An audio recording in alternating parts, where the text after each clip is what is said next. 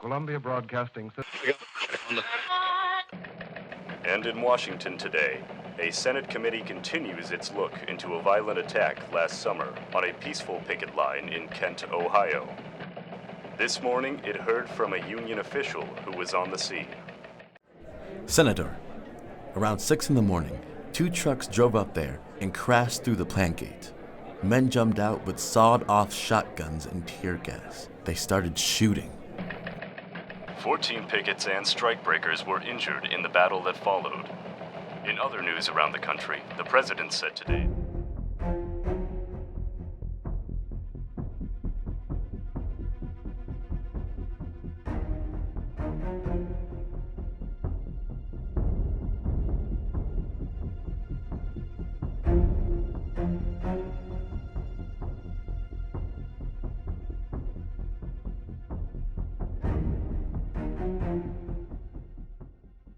In June 1936, Machinist Local Union 1203 had been on strike against the Black & Decker Company for 6 weeks.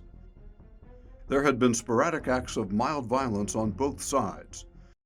But early on the morning of June 18th, union pickets and management strikebreakers clashed violently. Men and women were seriously injured. Dozens were arrested. It was a miracle no one was killed. That bloody clash was the core event in an aborted attempt to break a strike in a quiet Ohio town. It thrust the event and the city into national headlines and an investigation by the United States Senate.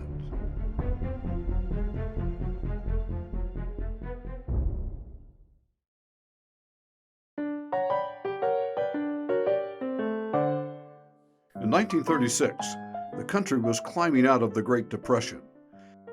The year would see President Franklin Roosevelt overwhelmingly win re-election. Margaret Mitchell published Gone with the Wind. Heavyweight boxer Joe Louis suffered his first professional loss in a shocking upset to German Max Schmeling. Kent, Ohio, in 1936, was a beautiful, growing town of 8,500 people, not unlike thousands of others across the country. It was surrounded by the bustling industrial centers of Northeast Ohio, Cleveland, Akron, Canton, Youngstown. Kent State University was rapidly growing. No longer just a teacher's college, it was establishing strong academic programs and drawing students from across the country. The Twin Coach Company manufactured buses, streetcars, and trucks. Davy Tree was internationally known. The town was nicknamed Tree City. Gogler Machines, the Williams Brothers Mill, Lamson and Sessions provided hundreds of jobs for area residents. The city's economy was anchored in these small businesses. Significantly, almost all of them were unionized. In 1936, Black & Decker Electric was the youngest of the major employers. It had moved to Kent in 1929, the year of the stock market crash. It was an affiliate of the National Corporation in Baltimore. It made small motors for dozens of consumer products, vacuum sweepers, sewing machines, fans, electric drills, and washing machines. More than 400 people worked at the plant. Most lived in Kent or Portage County. The Black & Decker facility was an important part of the economy in Kent and the county. The plant was located on Lake Street on the north edge of Kent, about a mile from the heart of town. It was one of several small industries in the area. There were 2 large buildings on the property. In 1936, the company was using only the larger of the 2. Nationally organized labor was experiencing a spurt in activity and growth in the mid-30s. In 1935, as part of Roosevelt's New Deal, Congress passed the Wagner Act, also known as the National Labor Relations Act. It guaranteed most workers the right to organize and to bargain collectively. What it didn't do was convince corporate America to willingly cooperate. As they had for decades, Most companies use pretty much any means necessary to break unions or strikes. They infiltrated spies into local unions. They used private police forces to intimidate. They confronted picket lines with tear gas, billy clubs, and goons. And unions were not afraid to fight back. It was a violent, bloody time in U.S. labor history. In 1936 alone, there were some 2,200 strikes in the United States. Ohio was one of the leading states. There were major work stoppages and pitched battles in Cleveland, Canton, Akron, and Toledo. Thousands of workers in Northeast Ohio and throughout the country were starting to take their labor unions very seriously. Machinist Local Union 1203 had been organized at Black & Decker in 1934. Initially, it had little bargaining power, little clout. An attempted strike in 1935 fell flat and frustrated workers. In 1936, the union was looking to change all that.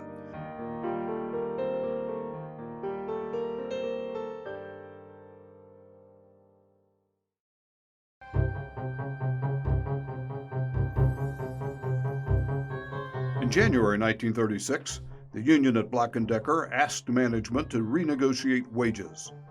The company said no. In late April, the union asked again. Once more, the company refused. Unlike the previous year, union members now flexed their muscles. On May 2nd, the union voted to strike. The local accounted for only about 40% of the Black & Decker workforce, but the strike shut down the entire operation. Dozens of pickets were immediately stationed at the main gate outside the plant on Lake Street. A court order sought by the company quickly limited the number of pickets allowed at any one time to 3. They worked in shifts. A strike headquarters was created across the street, about 50 yards west of the plant, in a dirt lot. It consisted of a few tents and a small parking area. Striking workers would meet there to socialize, catch up on the news, or grab a nap before going on picket duty.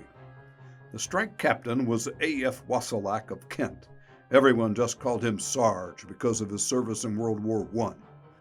The union had 3 major demands: a 10% wage increase, a 36-hour week down from 44, and sole bargaining rights at the plant. The company offered no increase in wages, a 40-hour week, and no change in bargaining rights. The first week of the strike was fairly normal, as strikes go. Then it settled into a routine. Not much happened. Picketing became a chore. Negotiations produced little progress. There was one happy event on the picket line.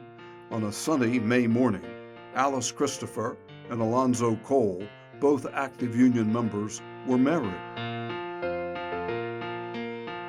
Several hundred striking co-workers witnessed the ceremony. After the wedding, the happy couple went off to a union strategy meeting.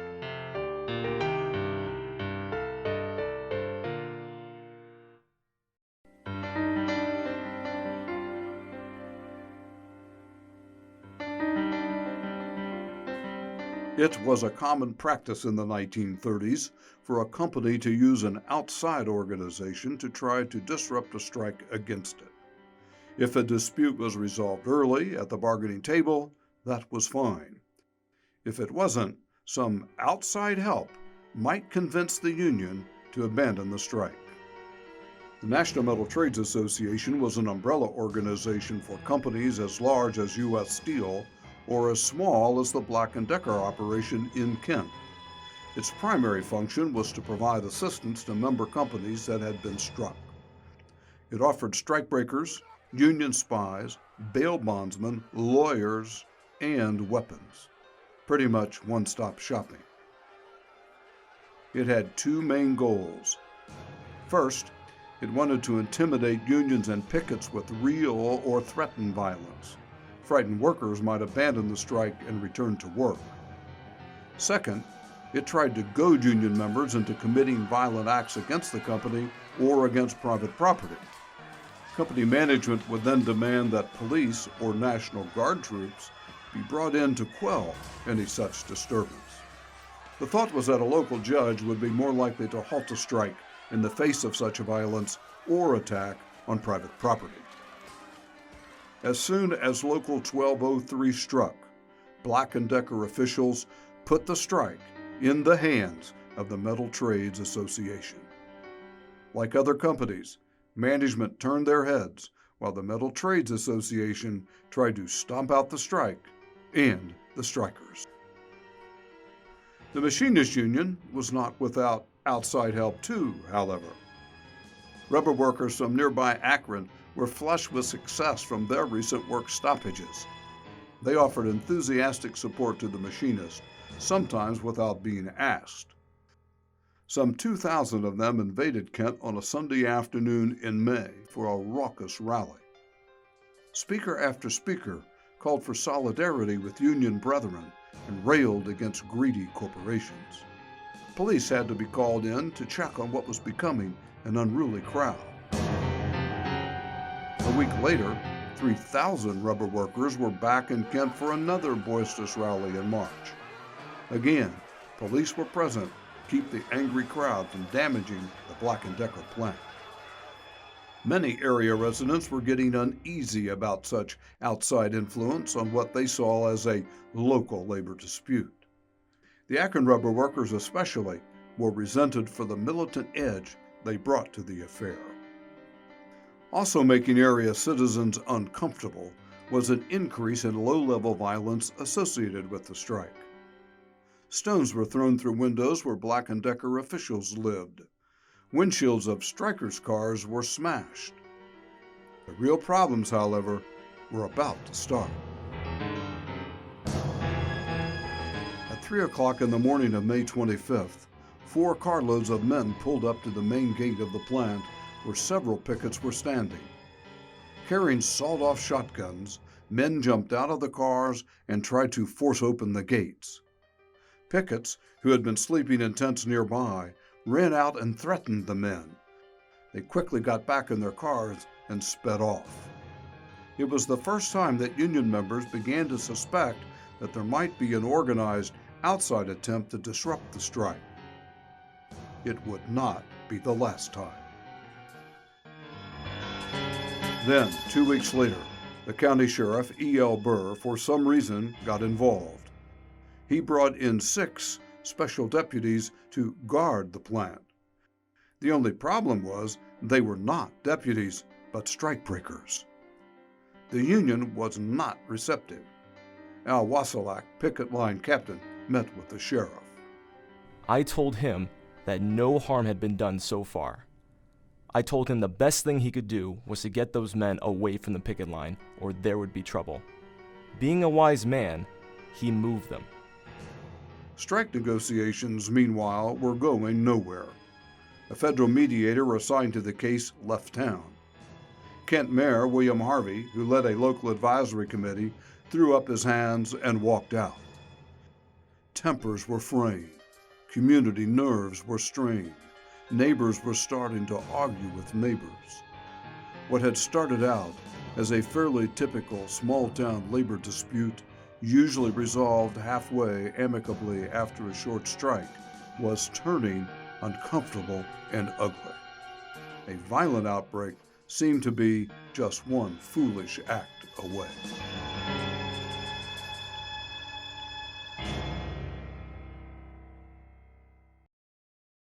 Al Wasilak had just finished making sure his picket line shift change had gone smoothly.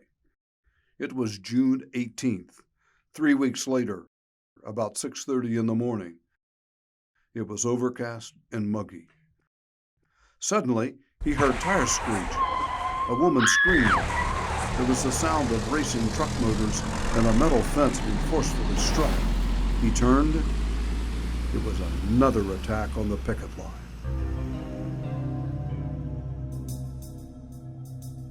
A truck had crashed through the gate. One man jumped out, a baseball bat in one hand and a revolver in the other. He said, "Let the blankety-blanks have it." A.F. Wasilak, picket line captain. A second truck followed the first through the gate. More men jumped out of both trucks.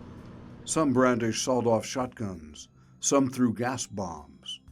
One exploded at Wasilak's feet, knocking him to the ground. Pickets who had just finished their shifts joined some 50 other Union members who had been sleeping in nearby tents. They picked up rocks and threw them at the strikebreakers, then charged them. Fistfights broke out. Men on both sides wielded billy clubs and baseball bats. 50 strikebreakers and 50 Union members screamed, cursed, fought, and injured each other. Then, all of a sudden, the drivers of the two trucks apparently became frightened. They gunned their motors and steered their vehicles down the driveway toward the plant. They couldn't back up because of the scores of men fighting in the drive and the street behind them. The strikebreakers began to panic then. They followed the trucks, running toward the building too. One or two of them would stop, turn, and fire shotgun blasts and tear gas as they retreated. A handful of pickets also had guns, however, and they fired at the fleeing men. The strikebreakers ran into the Black & Decker building for protection. One of them was seriously wounded in the abdomen. They slammed the doors. Safe, they thought. Pickets were hesitant to follow in light of the shotgun blast. Instead, they slammed the gate shut and secured them with a heavy chain. The strikebreakers were locked in. This was not what was supposed to happen. It was not yet 7 a.m. A number of pickets had been injured. One was on his way to a hospital, his bloody leg riddled with buckshot. Others had been grazed by buckshot or been seriously gassed. One man lost 3 teeth when a gas canister hit him in the mouth. 43-year-old Estelle Brofman was on the picket line when the trucks crashed through. She was gassed and would take months to recover. Nonetheless, she remained at the scene all day, earning the title Queen of Strikers. Things began to move quickly now. Scores of workers from Twin Coach, Lamson & Sessions, and other area firms left their jobs to go to the Black & Decker site. Hundreds of rubber workers from Akron again began streaming into Kent. Friends and relatives of the strikers quickly gathered near the plant. Within an hour, there were 1,000 people on Lake Street, all spoiling for a fight. Many of the Union members and supporters brought rifles and handguns. Angry, they began firing at the men hiding in the building about 50 yards away. The large 3-story building, with hundreds of glass-pane windows, made an inviting target. As more Union members and allies arrived, the number of shooters increased. They covered 3 sides of the building. They fired from behind the fence or from behind embankments across the street. If they thought they saw someone or something move inside the plant, they fired. Rounds smashed into windows, sending glass flying into the building and bullets ricocheting off walls and ceilings. The mob mentality was close to setting in. It was becoming a very dangerous situation. It was barely 9 a.m.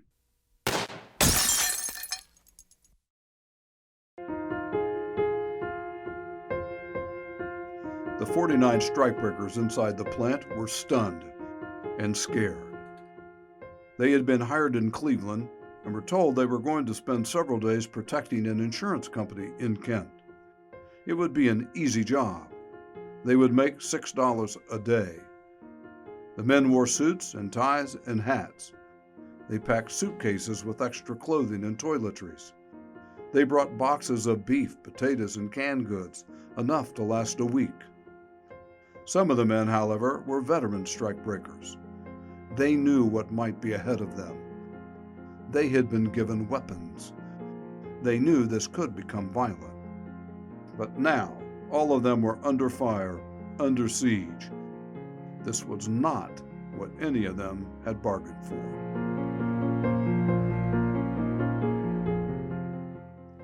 At first, when the Union men began firing, some of the strikebreakers shot back through the plant windows. But that exposed them to more rifle fire, and their best weapons were sawed-off shotguns, not especially effective at 50 yards. Soon the strikebreakers just stayed as far away from the windows as they could. They huddled behind tables, cabinets, and heavy steel drums full of metal castings. Quickly, the area became a chaotic battle zone. Police had now responded. They closed roads leading to the site. Strikers and supporters clogged Lake and other nearby streets. Curious neighbors strolled by to see what was happening. The small Kent Police Department and sheriff's deputies struggled to maintain control. Over the next few hours, the crowd of Union members and sympathizers grew to an estimated 3,000 people. Press coverage also grew. Local reporters had been on the scene since early morning. Now reporters from the wire services were on site. By afternoon, newsreel cameras were capturing the action. The New York Times labor reporter was rerouted to Kent.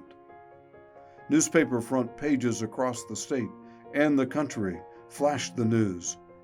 Picket line attacked, brawl, sawed-off shotguns, injuries, men under siege. Throughout the morning, more men joined the Union firing line. Officials estimated there were some 125 to 150 rifles aimed at the building and the strikebreakers. Volleys were thunderous. They frightened strikebreakers and local residents. Newspapers said the sound of the rifle fire could be heard from more than a mile away. In the plant, it was hot, muggy, and dirty. The men's clothes quickly became wrinkled and filthy. Bullets whizzed over their heads through windows and doors, smashing partitions. Others hit tables and machinery. And some hit terrified men hiding inside. One strikebreaker was hit by a bullet in the shoulder. Another was struck in the hip. They were moved to the infirmary to join the man injured earlier. Except he wasn't there.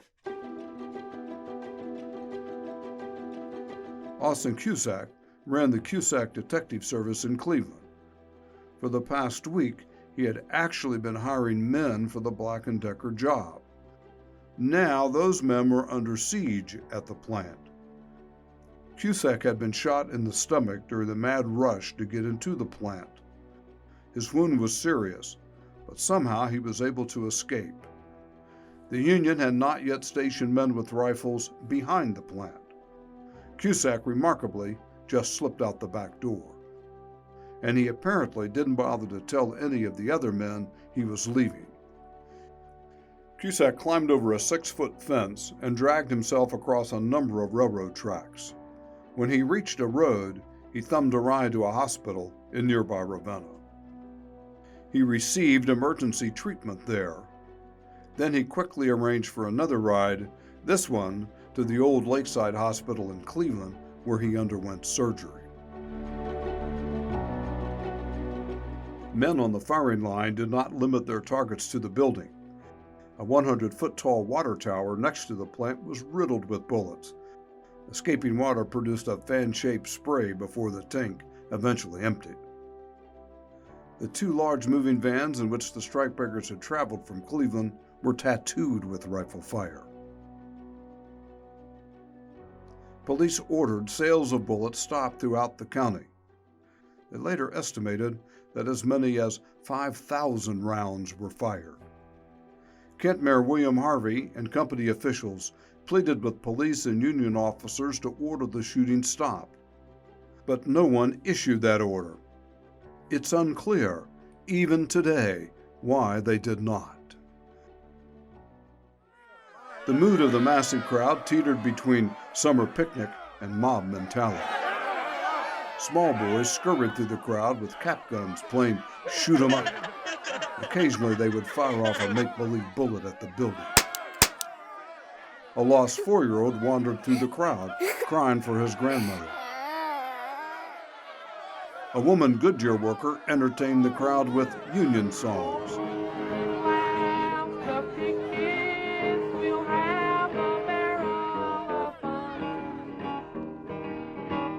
Tony Amaru's nearby grocery store had cold soda pop and the only public phone in the neighborhood. He did a booming business. He complained, however, that police wouldn't let him sell beer. An irate union member tried to rally the crowd, "Get the rats out, get the rats out." Inside the now sweltering plant, dozens of strikebreakers lay on the floor, wondering what they had gotten themselves into and how they were going to get out of it.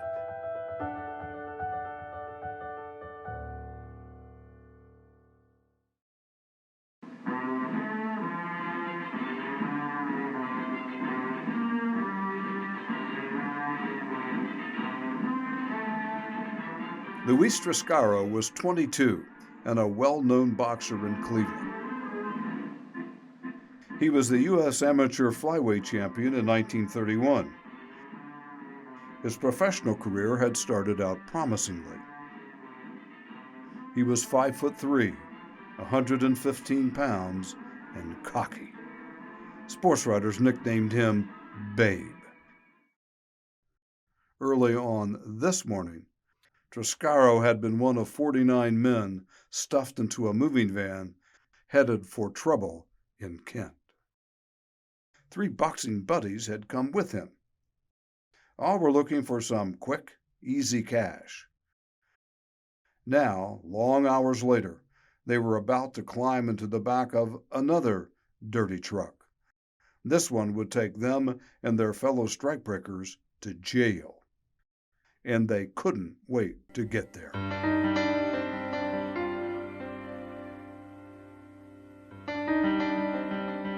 Union officials finally ordered the shooting stopped around 12:30 p.m.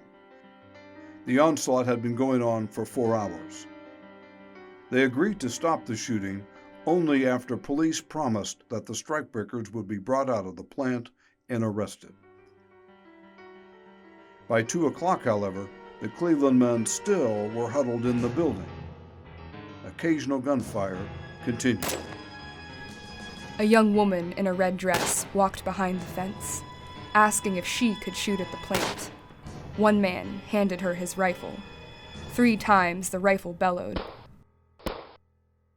Bullets whined, glass shattered. The young woman giggled and moved on.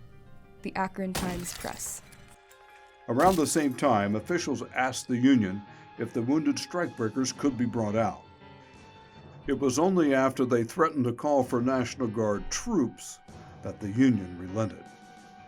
Bringing in troops, of course, would have played into the hands of the National Metal Trades Association. But Ohio Governor Martin Davey was from Kent.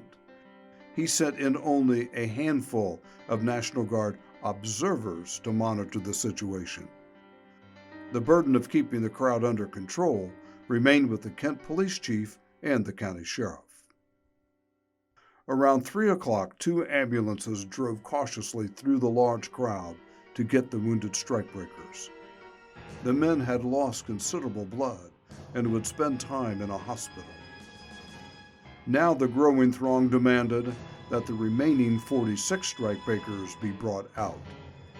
They reluctantly set a new deadline, 5 p.m. But as the muggy afternoon wore on, the Cleveland men remained in the plant. Newspapers reported that almost 5,000 strikers and sympathizers were now gathered outside the plant. They were restless, hot, and angry. 5 o'clock came and passed. Union and city officials had to again plead with the crowd to be patient. Trucks were on their way to the site, they said. The crowd, though, was close to becoming a mob. Hotheads were screaming that they should charge the plank and pull out the strikebreakers. Fortunately, at 5:30, Kent Police Chief St. Clair West hurried to the site and told the crowd that warrants finally had been issued for the strikebreakers' arrests. The crowd cheered, but still nothing happened. The crowd began to think they had been tricked. As the evening approached, one shouted, "This is war. They asked for it, and we'll give it to them." Finally, as dusk began to settle, 2 May Company moving vans rumbled down the road. The crowd of thousands moved aside to let them pull into the driveway. A National Guard observer walked into the building to get the strikebreakers. "Hey, where the hell are you?" he hollered. "Where the hell are you?" He had to yell twice more before the men were convinced it was safe to come out. A van backed up to the building. Babe Triscaro and the other 45 strikebreakers were frisked, and they all clambered in. Their suitcases were tossed unceremoniously into the back of the second truck. Police entered the plant. They confiscated what they called a small arsenal of weapons: shotguns, revolvers, tear gas guns, gas canisters, knives, brass knuckles. 14 hours after they boldly smashed and blasted their way through the gate, the strikebreakers were being hauled to jail.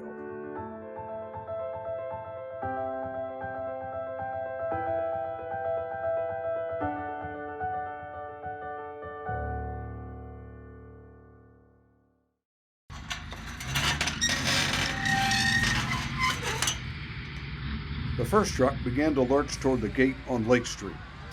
Thousands of angry men and women were waiting for it. The mass of people pressed against the truck.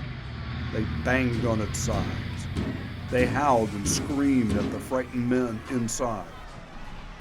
As the second van pulled onto Lake Street, some of the crowd stopped it and climbed on board. Men leaped inside and hurled suitcases and bundles to those waiting nearby. Men and women pounced on the bags, emptied them on the streets, and gleefully ripped apart shirts, underwear, and neckties. The Akron Beacon Journal. Pieces of clothing were hung from the fence as spoils of war. Only the first truck, holding the strikebreakers, made it through the crowd. It crawled through the mass of Union members, sympathizers, and onlookers headed toward the police station in downtown Kent. It was only a mile away, but it seemed farther. Police cars bracketed the truck. Police motorcycles, sirens blaring, led the way. Hundreds ran alongside. Union members jumped in their cars and followed. It was a bizarre procession. Horns blew. Men and women shouted. Crowds lined Lake Street to see the strange, frenzied parade. Streets in downtown Kent were turned into bedlam. The Akron Times-Press. It was after 9 o'clock and dark by the time the caravan got to the police station. The scene was chaotic. The truck carrying the strikebreakers hurriedly and awkwardly backed up near the police station's rear door. Someone raised the back door of the truck halfway and began pulling out the strikebreakers. One by one, the men jumped out. They ran and stumbled toward the jail door. Some tripped over each other. Thousands of people had followed the trucks to the jail. Now they all but surrounded it, and the sight of the strikebreakers seemed to make them even angrier. Someone threw a blackjack, hitting one of the strikebreakers in the face. Others began throwing rocks at the men and the building. A man screamed, "Let me at the yellow-bellied rats!" It was a gauntlet of stones, clubs, fists, and insults. The strikebreakers rolled toward the jail. They were terrified. One man was sobbing in frantic fear of his life as he stumbled toward the garage, seeking a way to safety. the Akron Times-Press. Finally, the last frightened strikebreaker was inside. Police locked and barricaded the door, trading friendly insults with the crowd. The mayor and chief finally could relax a bit. 46 men huddled in 6 small cells built for 2 prisoners each. Thousands of people outside pressed forward, cursing and taunting the exhausted men. One reporter called it an avalanche of human hatred.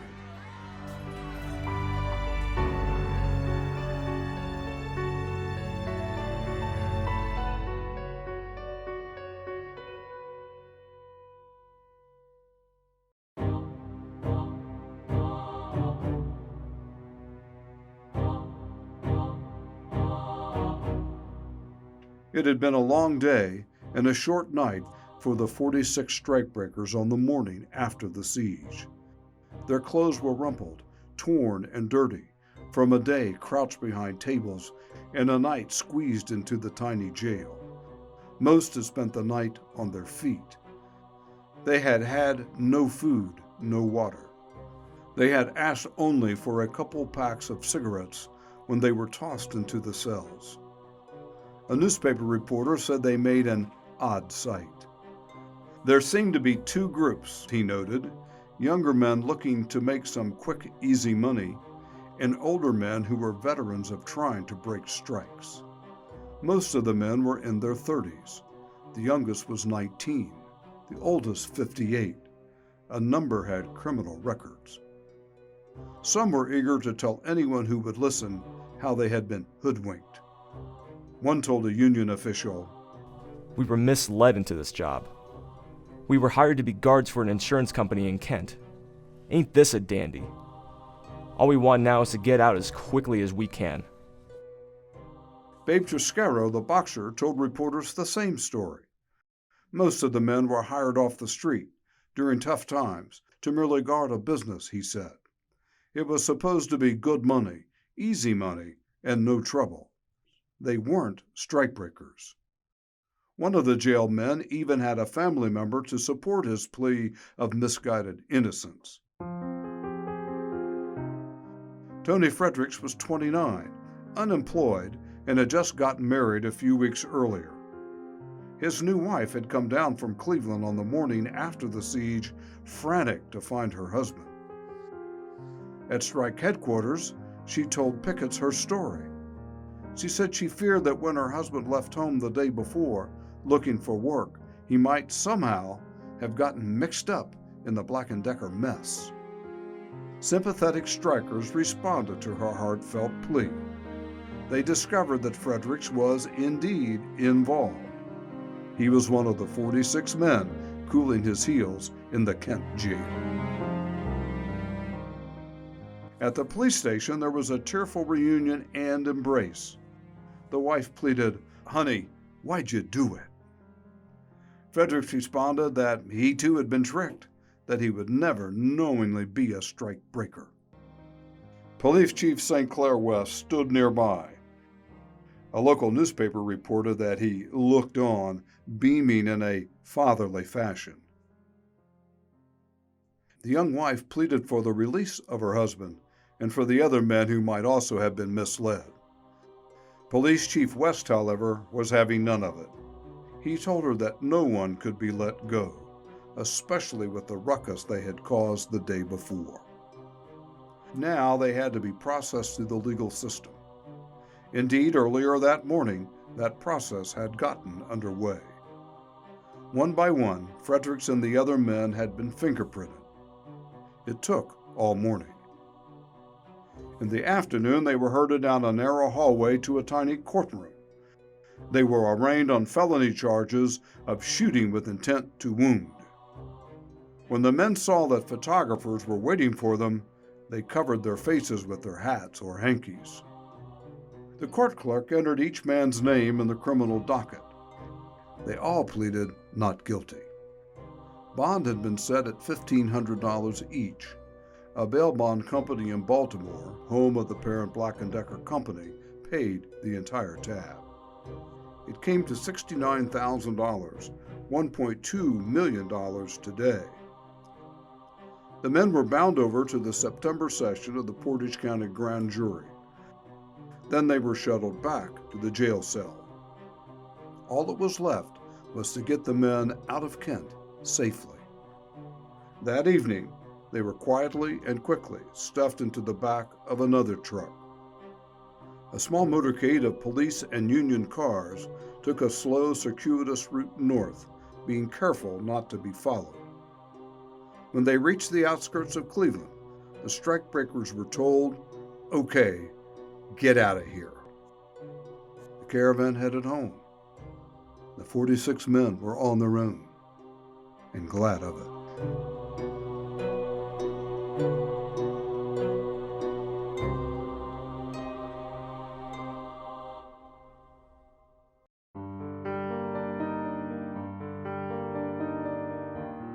On the same day the Clevelanders were hauled out of Kent, Union members were back on the picket line. Life on and around the line began to return to normal. Jacob, a tabby pussycat that had wandered off to make friends in the massive crowd, finally returned home. Several budding young entrepreneurs gathered up shell casings and sold them as souvenirs, 10 cents each. A local newspaper columnist groused about the town's portrayal by visiting reporters. He didn't appreciate Kent being called a sleepy pastoral community. More importantly, company officials began inspecting damage to the plant. Besides the dozens of outside windows with glass punctured or blown out, ceilings, walls, cabinets, tables, machinery, all had been damaged by bullets. The huge water tank had been punctured by scores of shells and would have to be replaced. Officials estimated physical damage at $75,000, about $1.4 million today. Yet, the company surprised everyone by predicting the plant might actually be operational in just a few weeks. That soon became a reality. On June 30th, 12 days after the attack and siege, the strike ended. The union had asked for a 10% wage increase. They got 5%. They wanted a 36-hour week. They got 40 hours. They wanted sole bargaining rights for all Black & Decker employees. The company agreed to that. In September, the criminal case against the strikebreakers came to an uneventful end. A Portage County grand jury, following the request of police and prosecutors, refused to indict the 49 strikebreakers. For as much anger, pain, and destruction as the attack had caused, everyone had pretty much had their fill.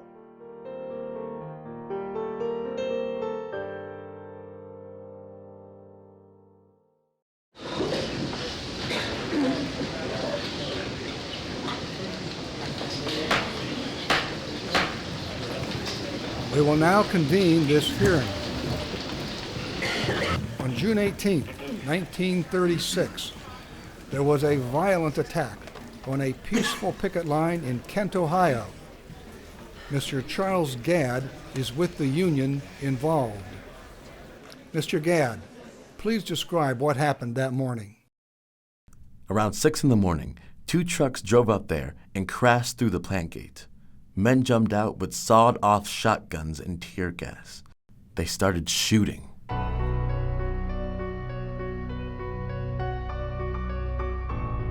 During the siege that summer, lots of rumors had made the rounds.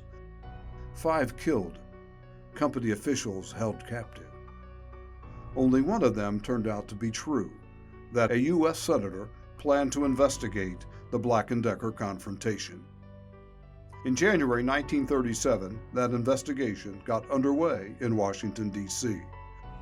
Senator Robert La Follette Jr., a progressive Republican from Wisconsin, headed the inquiry. His Committee on Civil Liberties would spend 3 years investigating and defending the rights of workers to organize unions and to bargain collectively. Over 2 days of hearings in 1937, his committee produced a number of important findings about the Black & Decker affair. First, La Follette found that the company and the National Metal Trades Association had slipped management spies into the local machinists' union. One of them had tried to coax union members into committing violent acts. The hope was to have police or a judge shut down the strike. Second, the committee discovered that many of the men who served as strikebreakers in Kent were dangerous criminals. At least 16 of the 49 men had been charged with such crimes as assault, robbery, larceny, concealed weapons, possession of explosives, and rape. La Follette also uncovered a network of veteran strikebreakers throughout the country who were on call at short notice by the Metal Trades Association. They had interesting names: Sam Chowderhead Cohen, Stinkfoot McKay, Benny the Fink Gross, and Snake Eyes Stein. La Follette just labeled them all gangsters. Finally, and probably most importantly, the Black & Decker hearings helped uncover a pernicious web of anti-union companies and organizations and a modus operandi for trying to break strikes.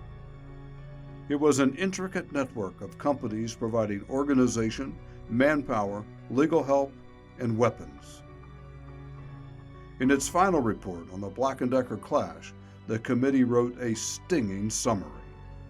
The National Metal Trades Association has stubbornly clung to its time-worn formula of spies, munitions, and armed guards. Its determination to achieve its objectives at any cost appears clearly in its use of criminals during the strike at Kent, Ohio.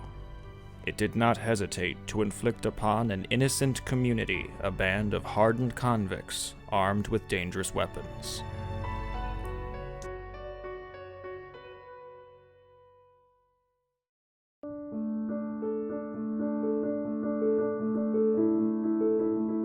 The Black & Decker attack and siege was serious and drew national attention.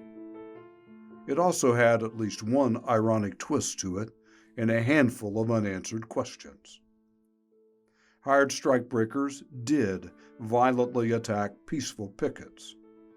There was an ensuing gun battle. Pickets were seriously injured. In addition, a Union rifle line did wound 3 strikebreakers and cause thousands of dollars of damage to private property. Yet no one was punished. The strikebreakers were arrested, but charges were dropped when the grand jury refused to indict them. The Union members and sympathizers on the firing line never were charged with a crime. They were not even told to stop shooting until later in the day. The Metal Trades Association and Black & Decker management suffered only the minor indignity of a public government scolding. To this day, it is unclear why no one was held accountable for their actions. For 4 hours, more than 100 men, armed with what were described as high-powered hunting rifles, fired into the plant. Property damage was extensive to a local company that hired local people. It was so bad that most Kent residents assumed that the company would move out of the city. From 6:30 in the morning, when the trucks crashed through the gates, to 9:30 that night, when the strikebreakers were safely stuffed into the jail, any one of a dozen bad decisions could have been made. Had not cooler heads won out, a worse mob mentality could have developed. Most certainly, the Black & Decker confrontation was nowhere near the largest or the bloodiest labor protest in the country. Strikes in Detroit, Akron, Canton, and other U.S. cities resulted in hundreds of injuries and deaths and scores of arrests. But the Kent strike was still important. It generated national headlines. It found its way into a handful of labor history books, and it received national attention from a committee of the U.S. Senate. It provided a microscopic view, almost a textbook case, of the way many companies tried to deal with their labor problems in the 1920s and 30s. And the episode gives insight into the effects of a traumatic labor dispute on a small community. One history of the city declares, "There were mixed emotions for many years afterward, because some people sided with the union and some people sided with management. The hard feelings lingered for many years." As time passed, though, memories of the bold attack and siege did begin to fade. Other issues arose.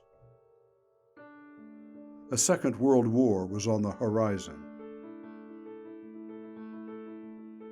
And in 1970, the city experienced one of the most traumatic events of the 20th century, the killing of 4 students and the wounding of 9 others during a largely peaceful protest of the Vietnam War at Kent State University.